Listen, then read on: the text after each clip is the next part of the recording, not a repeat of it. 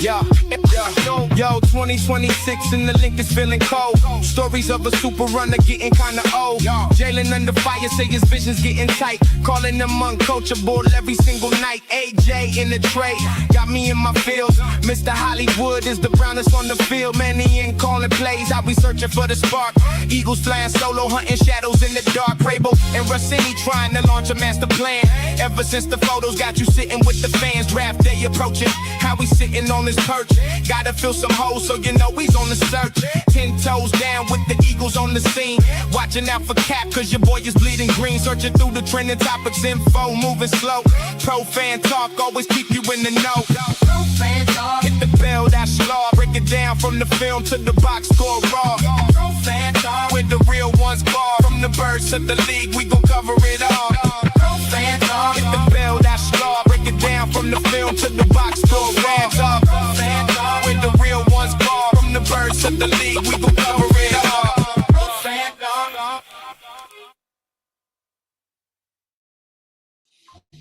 What's going on, good people? Happy Monday to you. What's going on? What it do? How you be? Hope you had a good weekend. A lot of stuff was going on. The WNBA was playing. The NFL draft was going on. Pen relays was in the building. We had a lot of stuff going on, man. A lot of stuff getting pulled in a lot of different directions, man, but it was fun. Most of the focus was on the NFL draft. Howie Roseman doing Howie Roseman things. Like I've said last year, nothing changed, man. You just got to throw your hands up, take a step or two back, and let Howie cook. Let him cook. He's the best in the business for a reason. Let him cook. And he does what he does. Another year, another splash, another, I guess, team making a mistake. With the whole Pittsburgh situation. Yeah, it just always seems like Howie's just one of those dudes where it's not like he's doing anything different than anybody else. It just seems like he is just more prepared. Everybody's got the same information. Everybody got the same scout sheet. Everybody got the same profiles. They got access to the same websites. They got their scouts. They talk those scouts, talk to other scouts, all of that type of stuff. It's just like some of the stuff that I've been saying, like about ownership and GMs and owners when they talk amongst themselves. Scouts do the same thing. They compare notes. You know, hey, I'm not going to get a chance to get down to Georgia this week. What did you see on this kid? And they all know each other. They all know each other. So, and I'm saying that to say, they all got the same information. But for whatever reason, Howie Roseman seems to be ahead of I don't know what to call it, man. He just seems to be ahead of the game. He's playing 4D chess and everybody playing checkers. I don't know. But every year he does something and everybody scratch their head because they looking at him like how he did it again. And then they looking at the other team like, how the hell did they let that happen? Every year. All I can say is I'm glad he works for us. I'm glad he works for us. It took what happened with Chip Kelly for him to turn into what he turned into. You know what I mean? That situation pre and post Chip Kelly, like that had to happen. You know what I mean? That had to happen. That's like it's like going through Superman had to spend his time on Earth to become accustomed and intertwined with the human race before he became Superman. So I don't know, man. Just how every year, just how he just seems to figure out how to get it done, man. But in any case, what's happening, man? What's going on with everybody? Chris 3K, first out the limo. You know, I appreciate you. Carlos in the building. Linda Washington, what's going on? Darth Panda, Afrado, Ian Sr., everybody in the building, man. You know I appreciate you. No, I appreciate you, man. If you in the chat, if you're listening on mobile, whatever, if you can pull up, go ahead and pull up. You know I appreciate you, man. But what's going on? We are in the NFL draft aftermath. Now you got to listen all this week. All you're going to hear is how everybody's going to tell you, I told you. Remember when I said way back when? Hell, I just did it 30 seconds ago. But this is going to be what you hear. I heard Shannon Sharp. I told you. Remember when I told you AJ was getting traded way back when? So everybody get the gloat or eat a little crow about what's going to happen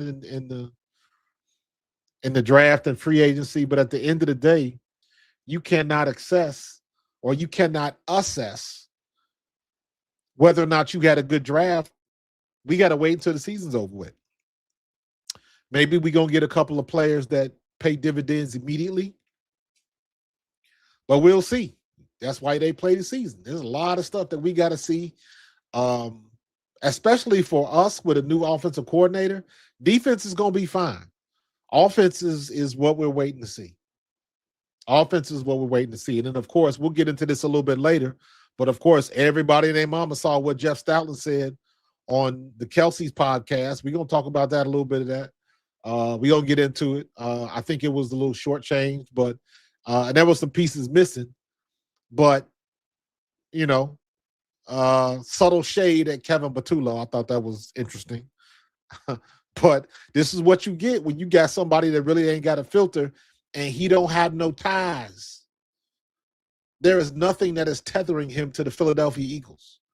He could talk shit on everybody in the Eagles right now, and if he wanted to come back, they would give him his job tomorrow. After whatever he was saying. He could cuss Howie out, cuss Jeffrey Lurie out, cuss Sirianni out. He could cuss them all out. And if he wanted to come back the next day, they would take him back the next day. That's how good he is. So I thought it was interesting. You know, it is what it is. You're not going to get along with everybody. And sometimes you got to move forward. Sometimes you got to let somebody fail. There's lessons in loss. And sometimes you gotta let somebody fail, because if something's going down and you want to interject what you know to be better, that boosts that person up because you're taking over for him, but he's still gonna get the credit. And then maybe he messes around in this round next year. Don't solve the problem. So sometimes you got to take a step back, let somebody do it the way they want to do it, and let them fail all by themselves. That way, there is no misunderstanding. I say this a lot. If you gonna get me, I might as well make it worth my while. And what that means is if you trying to get me up out of here, I'm gonna go out swinging and do it my own way. Especially if you got faith in your abilities and you believe you got the right game plan, you doing what's right, anything that comes with that. If you gonna get me, I'm gonna make it worth my while. I'm gonna do it my way. That way, because one of the worst feelings you can have is if something goes wrong and then you saying to yourself, man, I knew I should have just went on ahead and did it this way, listening to somebody else. I went on ahead, tried it their way, or went over here. I should have just followed my own mind. Say that a lot. Should have just followed my own mind. Nah, do what you got to do. If Kevin Patullo did it the way he wanted to do it and he failed, then guess what? Good for Kevin Patullo. You went out and you did it your way. It just didn't work out. Maybe if we would have had a better offensive line, it would have worked out a little bit better. I don't know. We can't figure that out now. But I saw the clip, and the first thing I said was, that's good, and I haven't watched the whole episode. I got to watch the whole episode. All I watched was the clip that was on Twitter. And my question for Jeff Stoutland would be, I've said this before, after the New York game, after that second New York game in New York, they moved Brett Toth to center. And I believe Dickerson was at left guard, but or maybe Dickerson was hurt too. I can't remember. All I know is Brett Toth was at center, and we ended up having the best offensive output of the year that game. Jalen was finding open receivers. He had time to throw the ball. It was a good game of blocking, at least pass blocking, from our offensive line. And my question to Jeff Stoutland would be, if Juergens was suffering the way he says he was suffering, his back was jacked up, he slipped the disc, then the disc was sitting on that sciatic nerve. That is brutal. But if he played through it, that's great. I love it when guys are gritty, but when your grittiness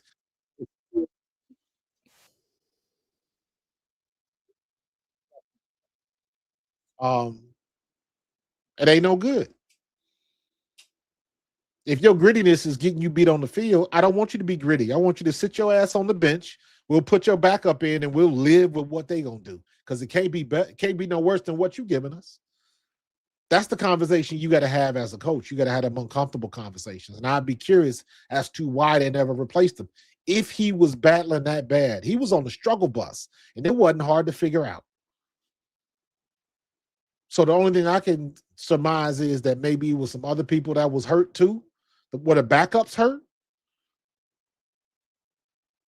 Because to me, it just made no sense to leave him in there the way he was struggling. Now we know why we didn't run the tush push and all of that type of stuff. Like, yo, if you can't play at a high level, you're not supposed to be in the game. And I've said this before, you will have some situations where you got an all-pro stud somewhere on your team, and even if he's nicked up, banged up, or whatever, 75% of that stud is better than 100% of a lot of other players. This is not that case. This was not that case. Cam Juergens was, because he couldn't move, it was D tackles and nose guards just beating him, and he wasn't touching the soul.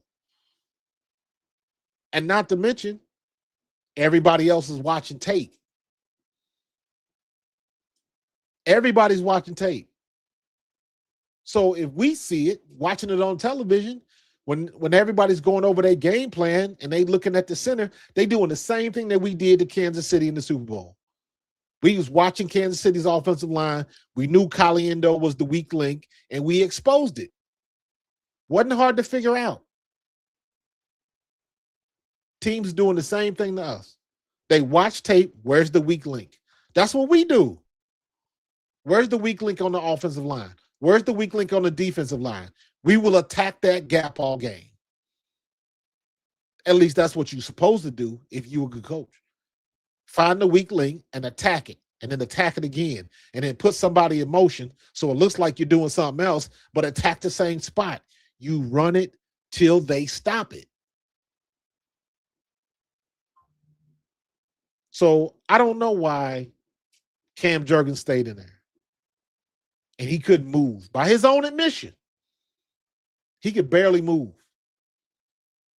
So I know he was on a struggle bus. And some of the blocks that he was making wasn't touching a soul. Had Saquon tap dancing back there 2 yards in the backfield. Nah, bro. That's what coaches do. You're supposed to make that decision. Ain't that what they tell us? The coaches are supposed to make the decisions when you can't make it for yourself. The coach is supposed to protect you from yourself. That's one of the jobs of a coach. Get his ass out of the game. I remember when I was with the Claymores, that year we won it all. I remember getting a concussion. And the coach told one of my homeboys, go hide his helmet because he's not going back in the game. That's what a coach is supposed to do. I was pissed off at the time, but he was right. I couldn't even walk straight. And this was way before everybody was worried about CTE and all that shit. But you still had coaches that had your best interest in mind, or at least you're a competent coach and you can say, no. Have a seat, give me your helmet. And you tell the trainers, had one of my homeboys take my helmet, gave it to the trainer, and the trainer put it away or took it to the locker room. He did something, but I didn't have it. So I wasn't going back in the game. That's what coaches are supposed to do. They're supposed to make them tough decisions for the betterment of a player, good and bad alike. And in my opinion, Stoutland didn't do that. And as much as it pains me to say that, because y'all know how I love Stoutland, still in my feelings about that. But I got to keep it real. Because if we can criticize Patullo, rightfully so, a big part of that problem was because we couldn't run block worth of shit. Whose responsibility is that? So you got to keep it, as much as I love Stoutland, I got to keep it 100. You got to keep it 100. Because I tell you what, if Nick Sirianni had been calling plays and the offense looked as bad as it did, guess who would be talking about, yeah, he need to be fired. Come on, let's keep it a buck. Let's keep it a buck. I ain't got no problem criticizing Stoutland as much as I love him. That's the way it's supposed to be, because the truth can always be questioned, because it'll always come back to truth. And tape don't lie.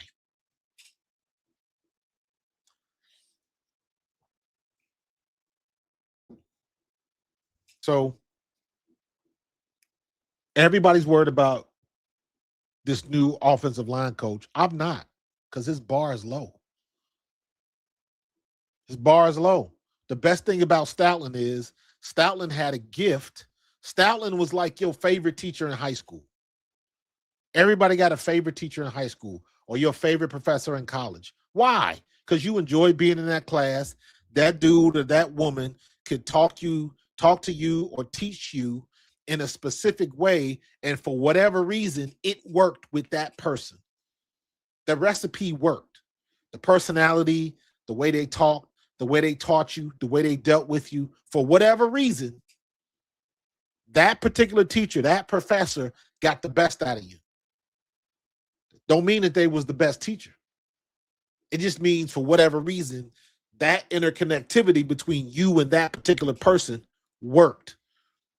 And Jeff Stoutland seems to have that in common with a lot of players. He's the favorite teacher for a lot of players. He's turning busts into all-pro linemen with Mekhi Becton. He took a guy that never played football before and made him an all-pro. And if Jordan Mailata stays healthy and continue to play the way he's playing, he might be the first Hall of Famer to never play college football. Maybe that's not the first. I don't know what that stat is. But I'm curious as to how many Hall of Fame players never played college football. I know we might have a couple of them. I thought Antonio Gates, but I don't know, is Antonio Gates a Hall of Famer? But you get what I'm saying.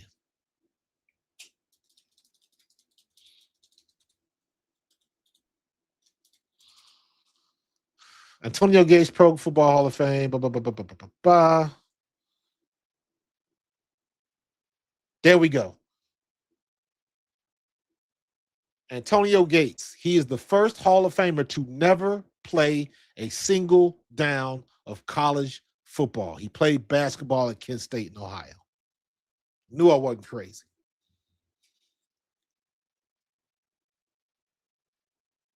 So that's all Stoutland. Well, you can take somebody raw like that and mold them into that. That is a gift. That is a gift. So that is Stoutland's superpower. But even with that superpower, does no good if everybody on your line is hurt. And that's why I say for Cooper, the bar is like really, really low. As bad as we'll be fine pass blocking. The run blocking, getting the run game together is the biggest problem. Saquon was scratching and surviving, trying to get 1,000 yards, and he just managed to get it. As bad as they were, he still managed to get $1,000. So you can't get much worse than what we looked like last year. Not for us, anyways.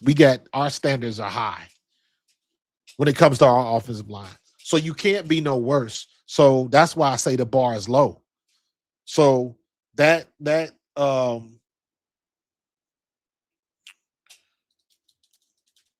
coach, Eagles OL coach, what's his name? I think his name is Cooper. Chris Cooper. Chris Cooper and Greg Austin. Greg Austin is assistant offensive line coach. So I would like to think that Chris Cooper has got some pedigree and has got some experience. And they're coming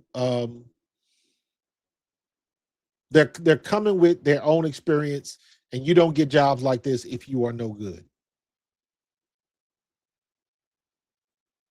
You just don't. So his bar, the bar for the offensive line is very low. Now the standard is high, but the bar is low because I'm basing it simply on the way we looked last year. Run blocking is horrible. So you gotta at least be better than that. And if you can at least be better than that, I'm good with Saquon getting 12 to 1,300 yards this 2026 season. That should be easy work for our offensive line to Saquon. If Saquon is running, then the play action is running. If the play action is running, Jalen should be throwing that ball all over the place. It's a domino effect. One thing affects the other one. One thing helps the other one. We didn't have everything running last year, and it showed. That's why we were so damn bipolar.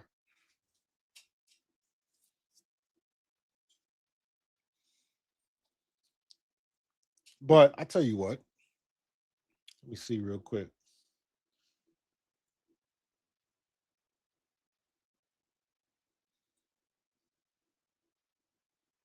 Here's the y'all let me know if you can hear this, because sometimes OBS be tripping.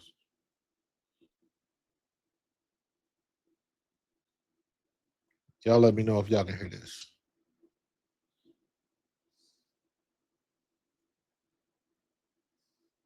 Just in general, like, what was the reason for the struggles in your mind? I don't know. What went wrong last season with the Birds? Well, I think anytime things don't go well, and I don't want to sound like I'm on a TV, like an interview but yeah, he don't want to sound like he in an interview. It's exactly where you are, bro. Truth. It's execution, and it's calling the right play at the right time and not running bad plays into bad defenses. Yeah. It's not hard. What did I say last year? Don't stop making it complicated. Stop making it complicated. And I think that last part was the little dig towards Kevin Patullo. I think yes, I do agree that was probably a dig towards Patullo. So, but he's right. He's right. Now, my problem is he didn't really get into why you leaving everybody on the field if they hurting and they not getting the job done. It's supposed to be next man up. So your job is to get the next person ready, because even if they're not getting it done, they can't be no worse than what's already out there. It can't be. So, it is what it is. But I'm glad we got past that. And we still got, as bad as it was, we still got through the playoffs. And we should have won against San Francisco, but woulda, coulda, shoulda don't do nothing but rhyme. None but rhyme. What's this? Seth just chimed in 4 minutes ago with all the chatter going on around the Eagles. How this slip through the local Philly gossip mill. Very telling. For those who all know ball, already knew. Yep. Most just wanted to totally scapegoat someone else. This is, to me, explains Stout exit. It ain't that hard. There you go. There you go. Now, not for nothing. Now you can. It would be fair. It would be fair to turn your gaze towards Sirianni because that's your boy. So it is fair to look at him as like, come on now. That's your choice. But to be fair as well, he did fire him. So you're gonna ride with your boy, but the proof is in the pudding. And especially when all the stuff come out, especially with what's your boy's name that on the podcast? Richard Sherman was talking about how he was crying over the phone and all that kind of stuff. So I don't know. But at the end of the day, it don't matter now because he's gone. He's gone. So we got a new leaf on life. We got new responsibilities. We got somebody else that's taking hold of it. And let me be honest with you, Stoutland seems like the type of me where he gonna watch. He's still tied into the organization. Jordan Mailata's probably still calling him every damn day. So he's still gonna have a plug in that locker room. And it would not surprise me one bit if Stoutland, some way, shape, or form, sneaks back in there somehow. Like, yeah, let me give you a little bit of help. It's not out of the realm of possibility. I'm not saying it's going to happen. I don't know nothing. I'm just guessing. I'm not saying, I'm just saying. It would not surprise me if that happens. But, yeah, Tiff, we knew it was something. And that was just the confirmation. And I would go a little bit further and say that maybe Stoutland really didn't like Kevin Patullo.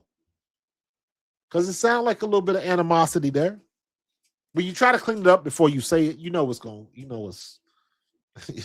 ain't gonna be good. You try to clean it up before you even say anything, you apologizing before you even say anything.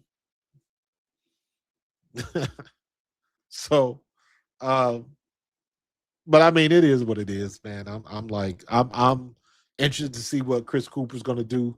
I think he'll be fine. And I think that I think the offensive line is going to get back to being one of the best offensive lines in the league. The problem we are going to have is staying healthy. That's the problem. I don't want to see Landon Dickerson handing out, cases of beer at practice no more. Because you can't practice. You got a knee brace on. You had surgery and 2 days later you handing out beers to folks. I don't want to see that. I want to see you on the field driving somebody 3, 4, 5 yards down the, backwards so we can make a cut off your back. That's what I want to see. I want to see these zone read runs. That's what I want to see. And I want to see that our offensive line is not struggling to execute. That's one thing Stoutland did say. Execution. We didn't do a good job of execution. And what was my favorite phrase last year? Player execution failure. Even as bad as we was blocking, if how many times one person get that block, one person would have got a piece of that linebacker. If you would have held that defensive end for a half second longer, Saquon maybe turns a 3-yard gain into an 18-yard gain. It happened all friggin' year. And we just couldn't seem to get over the hump. But like I said, now we know why. Now we know why. Cam Jurgens' back was, holding up with masking tape and bubble gum. And that didn't do a good job after a while.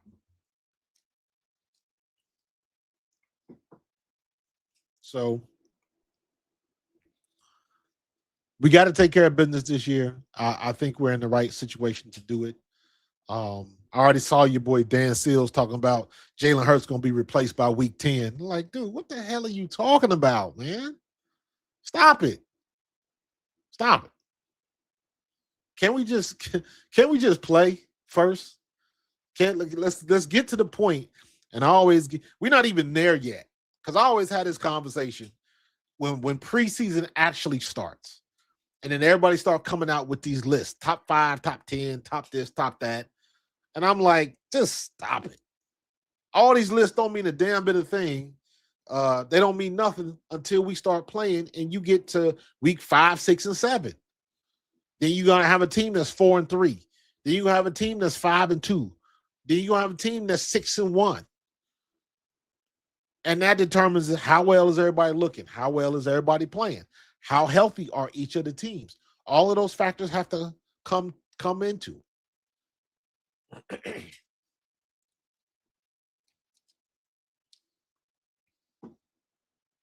But in any case, yeah, Tip, don't listen to them people. Don't listen to them people. Listen, that's the same every year, y'all. The Hurts haters, they ready to pounce. And like I've said, if you are a Hurts hater, this is exactly the situation that you want.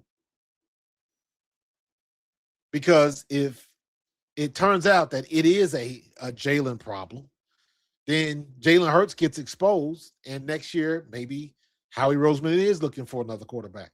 I personally don't think that shit is happening, though. Think about it. We have the king of new coordinators. Jalen Hurts has had more offensive coordinators than anybody probably in the history of the NFL. I don't mind going on that limb.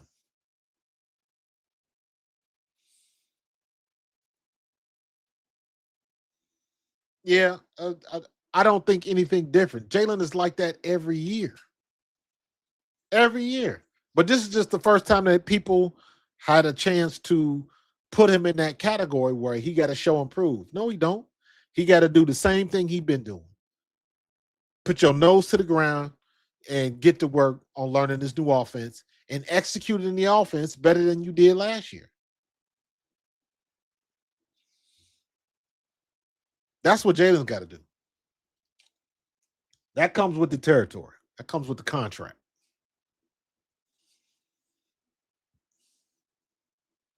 So he got. I have no questions about Jalen. We gonna get it done. We're gonna get it done. Not worried about that. So, yeah, but Kirk Cousins ain't never been to. Kirk Cousins been to one postseason game. One. That's no comparison.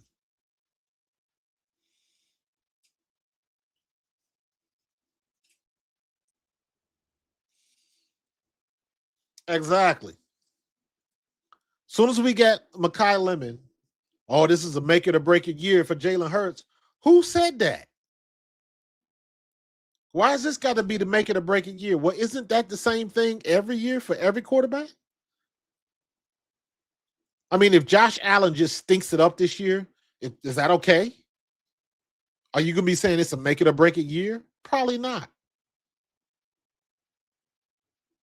If Drake May shits the bed this year, is it a make it or break it year? Or are you invested in what you have? I don't know.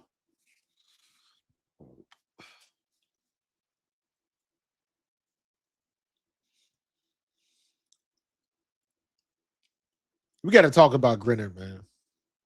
Grenard. That's one of those moves that got overshadowed by what happened with Pittsburgh, but that was a brilliant move by Howie Roseman. And it's funny, I saw his picture today. They take their picture when they arrive to the complex. And somebody said, why does he look like a coder? Why does he look like a computer program analyst or something like that? He just looked like your regular nerdy dude. And he's one of the best defensive ends in football.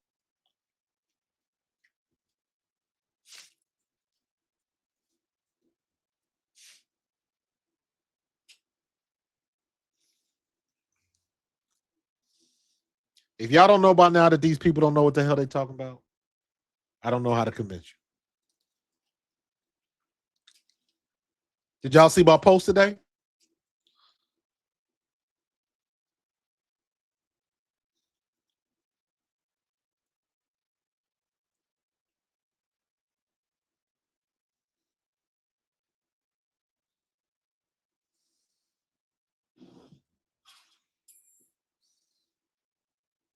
This was my post today. Uh-oh.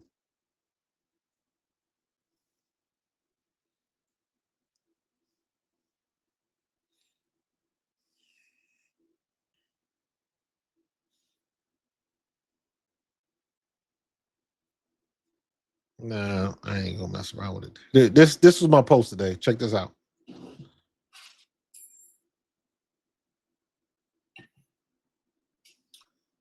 Just remember that in 2012, the Seattle Seahawks got an F draft grade because they drafted Bobby Wagner, Russell Wilson, and Bruce Irvin, and they traded for Marshawn Lynch and Jeremy Lane. They ended up winning the Super Bowl, but everybody thought that was crazy.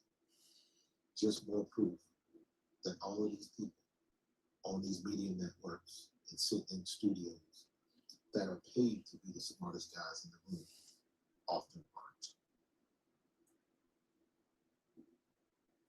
Everybody thinks they know everything, and they don't. Not even close. Not even close. That's why I wonder sometimes, like, are y'all watching the same thing I'm watching? Because it would be pretty clear. I don't know what to say about that, because it's clear that you got a lot of people love the sound of their own voice. Love the sound of their own voice. They pay them GMs and them scouts a lot of money, and they're probably wrong more times than they are correct. What's up, Larry Love? You being a former player, do you think Jalen actually sees and hears what these sports commentators say about him, all the bad stuff? Why do they hate him so much? I'll answer the second question first. I have no idea why they hate him so much. I think there is something to his pretty privilege and people just being jealous of him. I watch Unsportsmanlike with Chris Canty, Michelle Smallman, and who's the other dude? I forget what the other dude's name is, but they were talking about that. And Michelle Smallman, like, she just came out. She was like, Jalen Hurts is blessed. He's blessed. So I think a lot of people hate on him. And I've had this conversation before, Larry, that in my opinion, it's happened to me. I remember it happened to me in high school. It happened to me in college. It's almost like the bully culture, because people want to take digs at you if you're not one of the dudes that does dirt. If you don't smoke weed, if you don't drink a lot, if you ain't going to the strip clubs, if you ain't, if you ain't going to the nightclub and pulling that married woman, if you're not about that life, everybody's always trying to find something to dig up on you to make you look bad, because misery loves company. If you're getting in trouble, you always want somebody to get in trouble with you. If you running around with somebody else's spouse, you always want somebody else to cover your tracks. Misery loves company. Negativity, always looking for a partner. But if you are not about that lifestyle, people will always, you'll be the butt of the jokes. You'll be the cornball. You'll be this, that, and the third. And everybody, because you don't have to deal with the issues that everybody else is dealing with. Because you're not going out and smoking. You're not drinking. You're not, you see what I'm saying? So everybody, that's what I think part of the issue is with Jalen Hurts, with a lot of other people. They just don't, somebody that don't get down with all of that stuff, they don't like them. Because again, everybody want company. So good question. Thank you for the super chat. Appreciate that.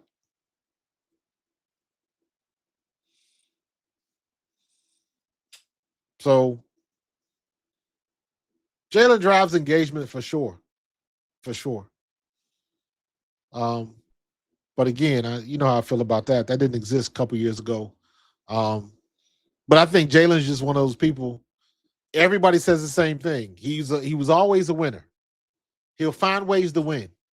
Now, we've heard that a million different times. And usually that has a negative connotation to it. Because if somebody's giving you all of that stuff, what they're trying to say is he's not a very good quarterback. So they come up with all these other adjectives and places and all that type of stuff. But ultimately, they want to think, he's not a very good quarterback.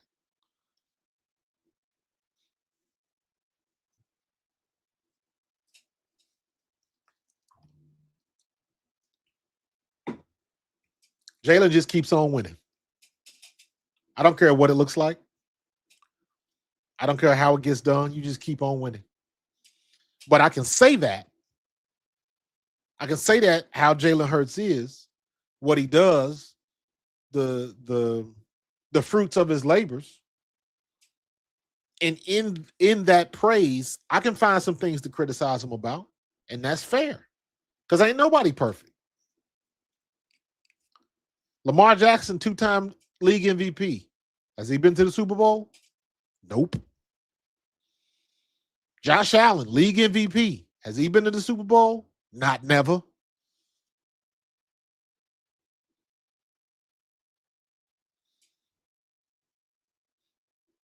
You got to take what you can get, but you can still call it out. And you still, and I'll kind of go back to AJ for a minute.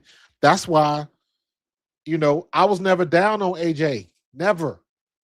AJ ain't never said a thing wrong. He ain't told not one lie. Everybody getting all upset and crashing out over the other stuff.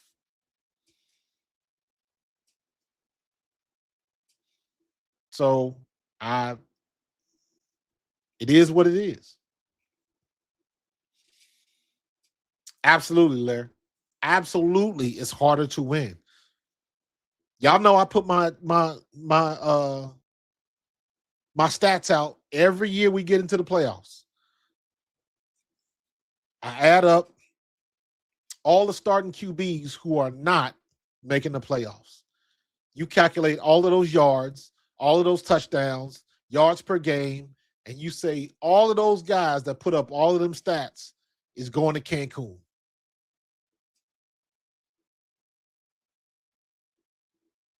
They're going to Cancun. Long ball didn't matter. Throwing 1,000 or 4,000, 5,000 yards in the season didn't matter. You home. You were home. You watching the sunset on TV.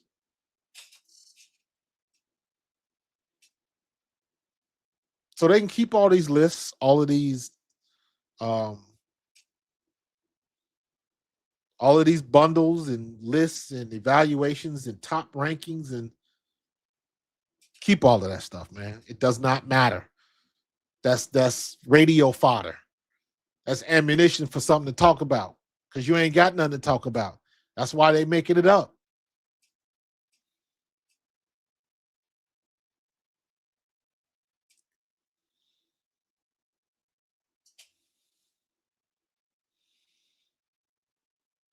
Yeah, 45,000 plus yards. I added that one up.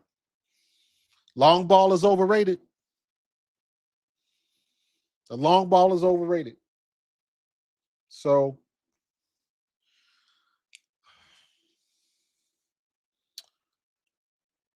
let's get into some of these draft picks. By the way, Eagles picked up Jalen Carter, Nolan Smith's fifth-year option. Gives them a little bit of time and stretches out the money a little bit more to give them time to do what they need to do, sign who they need to sign, and figure out if they want to keep one of those two guys or let them go.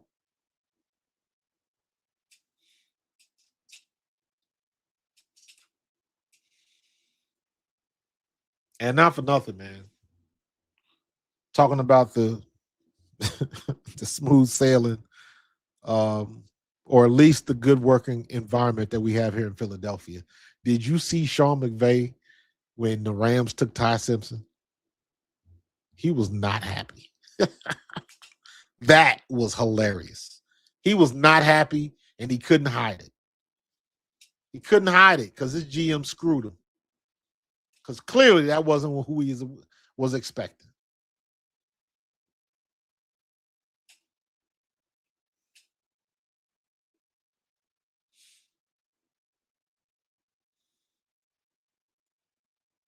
we got.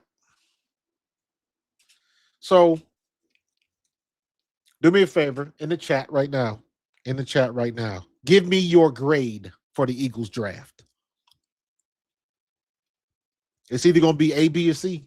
There's no D's and there's no F's. So put in the chat, put your grade for the Eagles draft.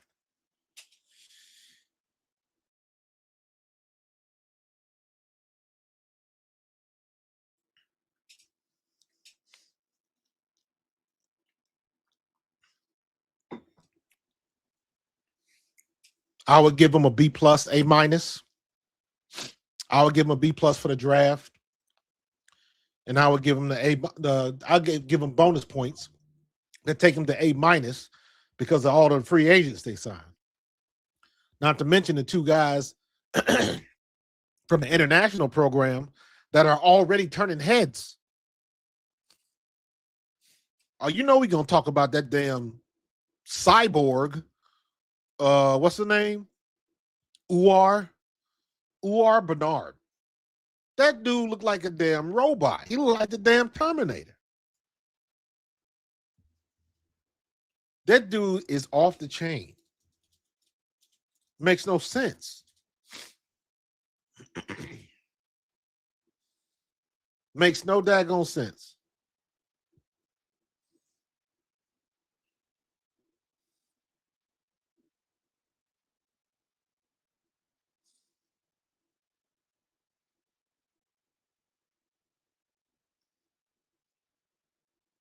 Where'd he go? Where'd he go?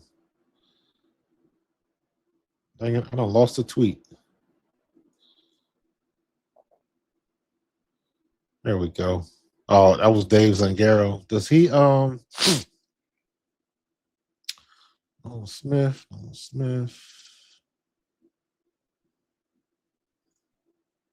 I can't find it now. I'm trying to find a good picture of him. Yeah. This dude is built like a freaking. I mean, to say he's built like a tank, is a gross understatement. This dude is on some next level. That's ridiculous, dude. That is ridiculous to be like. What is he? 6'4", 6'5", and 305 pounds, and runs a 4.6. That is ridiculous. 6'4", 4.63. Good grief. If I'm Philadelphia, I'm putting him in a room, and he watches nothing. He watches nothing but Myles Garrett, Reggie White, John Randall. That's all he watches on repeat. You start him off with Myles Garrett because Myles Garrett is his closest comp. And you hit him with Myles Garrett like 2-3 times a week, and then Reggie White, and then John Randall, and I'm sure you could pick some other good defensive ends because this dude is a freak. He's a freak.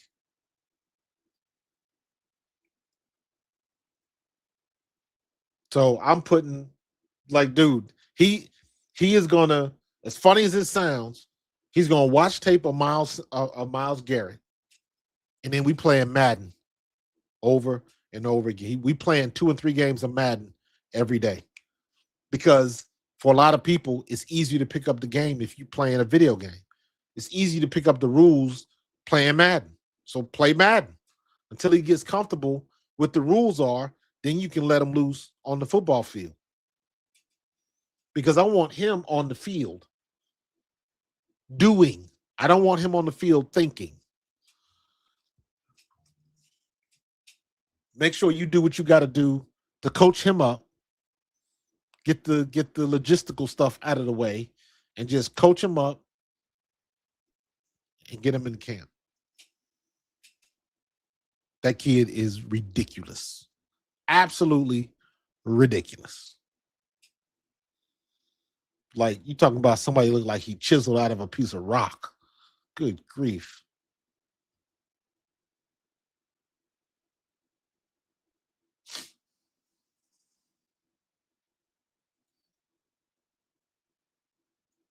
So let me see. Let's go through.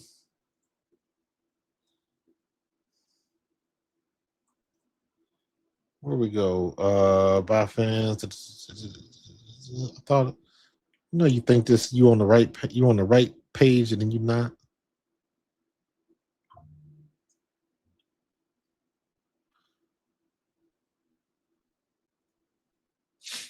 So I had a page that listed all of the undrafted free agents we had. There we go. I don't like this layout though, but we're gonna deal with it. Those are all the draft picks, and thought that was a list of the undrafted free agents, but I could be wrong. Yeah, let me look that up just so I can make sure it's right.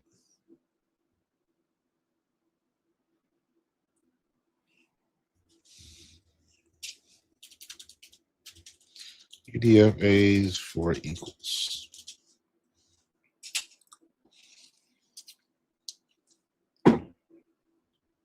So we have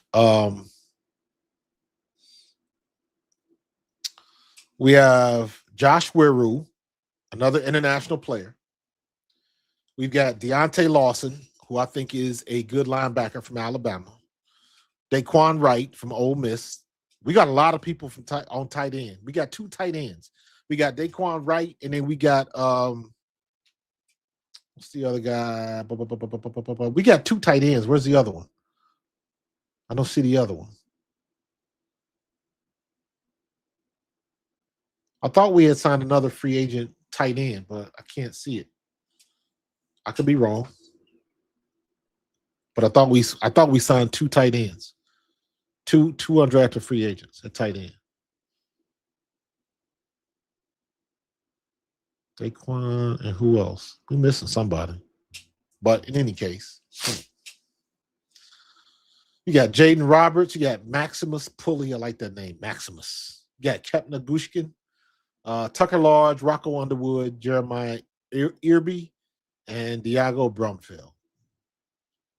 Now, I see cornerbacks. I see DBs. I do not see a safety. I think that Daquan Wright, let's put him away. But we got all of those undrafted free agents. And it looks good. Imagine if Bernard comes a decent defensive end in 2 years just in time to get Myles Garrett on this team.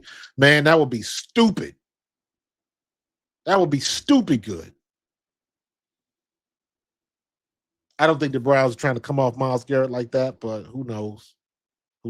Stranger things have happened. Wish it into existence. That's what I'm talking about.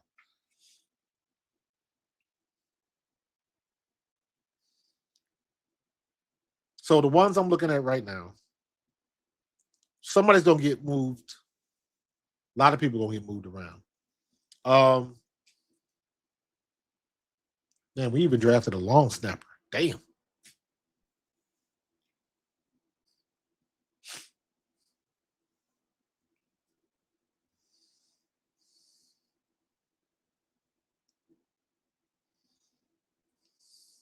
Yes. One of them's got to be able to block. Eli Stowers can block. He can get his head dirty and all of that type of stuff. But if you're not used to doing it, I'm sure he could block, but he just might not be effective on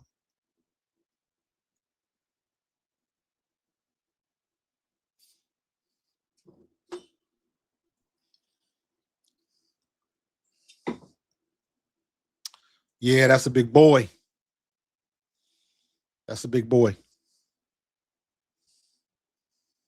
Where's my drop at? Let me see if I can get this. I should have had it ready. All right, I ain't gonna screw around with it. You giving the Eagles an A++? All right.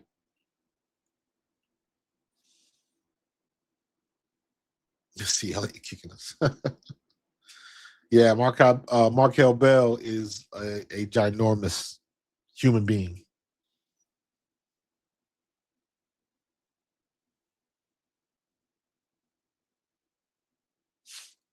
Mm. Yeah, I know that. Yeah, he's raw, dude. He's raw. He can learn anything. Learning how to use that leverage. Just, I didn't sit what he said. Move. Yeah, just watch tape. Watch tape. Sit him in the room. Get all the highlights of Reggie White, Myles Garrett that you can find, and just go ham. Just go ham.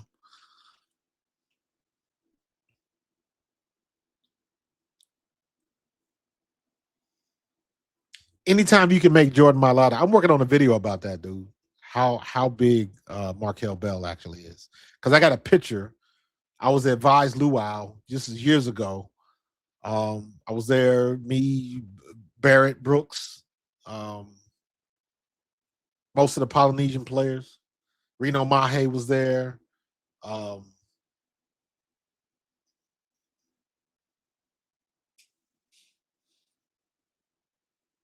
That is just a large dude. So I gotta finish that. Yeah. I'm writing a script for that one. So just to let y'all know. I think we're in good shape, man. I just Howie did it again. He did it again. So speaking of AJ, because I'm now the rumors are going around, these conspiracy theories and all of that other kind of nonsense. Do you think that Howie is going to figure out a way to get a first round pick? Because most likely, if we do get a first round, it's not going to be this year.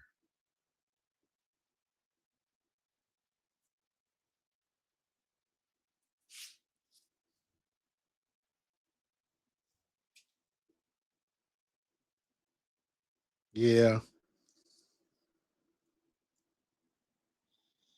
I can see them moving them to guard.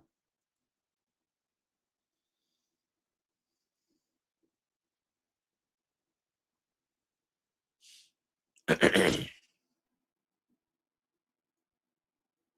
me get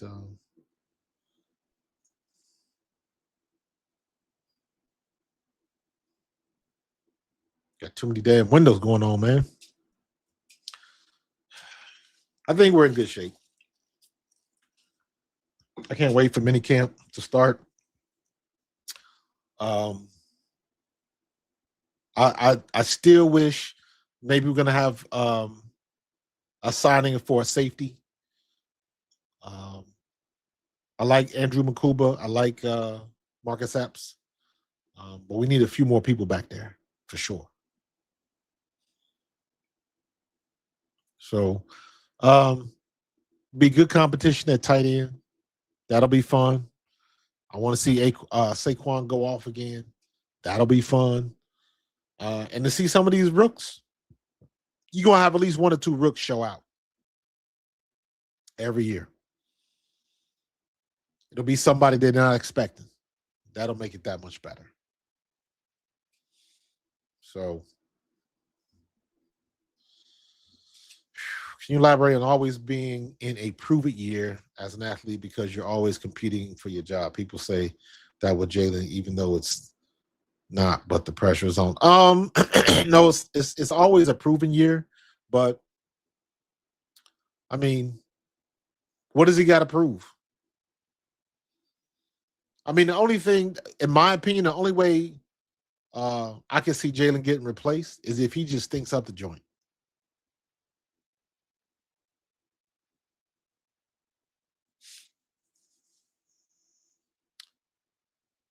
I don't think they're overreacting.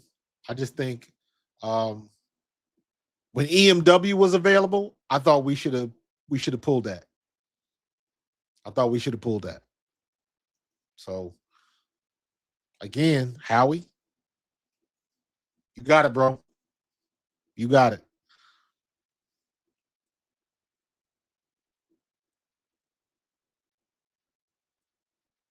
Guardians of the Galaxy. Your boy. That's the other thing with these players that haven't played ball before. They don't know what it means to get injured like that. They haven't had the I don't know, to build up the thicker skin for that type of punishment.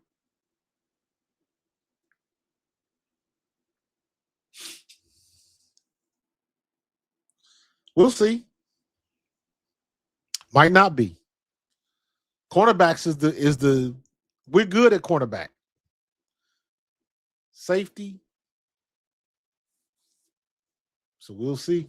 CJ Gardner-Johnson ain't coming back, so we got to fill that gap. Got to fill that gap. So lot of stuff to go with. A lot of Howie's not done, so a lot of information, a lot of moves to be made. Howie's not done by a long shot. Not by a long shot. So we got some more good things to look forward to. That's what I'm talking about. I'm happy. I don't think CJ was overrated. I think CJ he understood what his value was. He understood what he brought to the table. The physical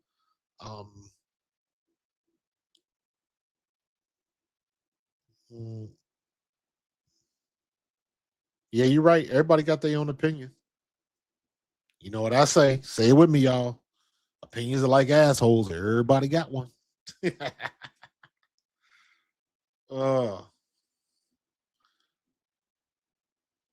We gonna be fine. We gonna be fine. It is. What's up, TDK? You look at all these other teams trying to catch us. And as far as Jalen being a prove it year, every year for a quarterback is a prove it year. We know why Jalen's leash is, at least in the court of public opinion, why his leash is short. Because everybody on the outside looking in, those are the ones that think he has to have a prove it year. Can't even talk. I'm with you, Tiff. We're gonna be fine. We're gonna be fine. Our offensive line is gonna look a hell of a lot better.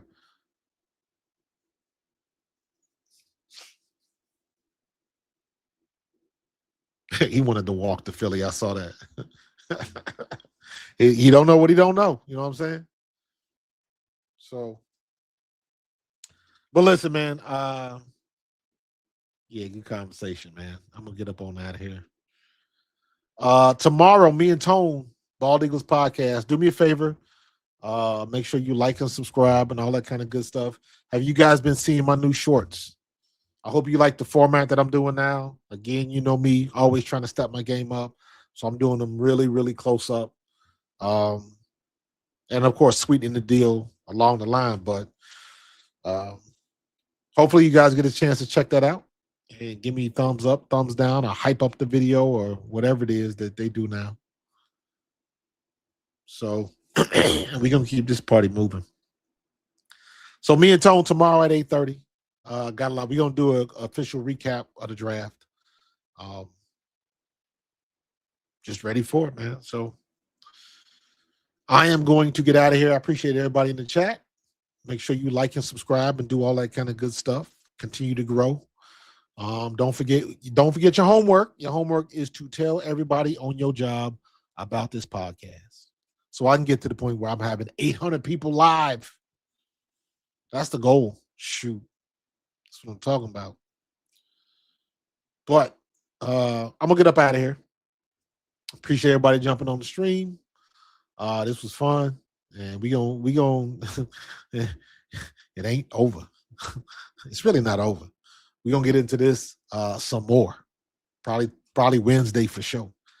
if there's no more breaking news at the time, but we shall see. But I'm gonna get up on out of here. I appreciate y'all. Make sure y'all like and subscribe, do your due diligence, and I will see you guys in the next one. And as usual, go Birds.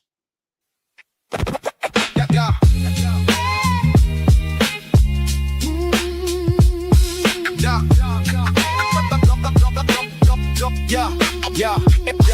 Yo, 2026 and the link is feeling cold. Stories of a super runner getting kinda old. Jalen under fire, say his vision's getting tight. Calling them uncoachable every single night. AJ in the tray, got me in my field.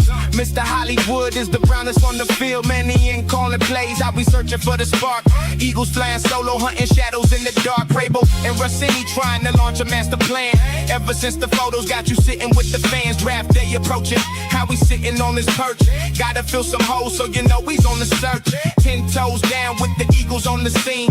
Watching out for Cap, cause your boy is bleeding green. Searching through the trending topics, info moving slow. Pro fan talk, always keep you in the know. Pro fan talk, hit the bell, that's law. Break it down from the film to the box score raw. Pro fan talk, where the real ones bar. From the Birds to the league, we gon' cover it all. Pro fan talk, hit the bell, that's law. Break it down from the film to the box score raw. Pro fan talk, where the real ones bar. From the Birds to the league, we gon'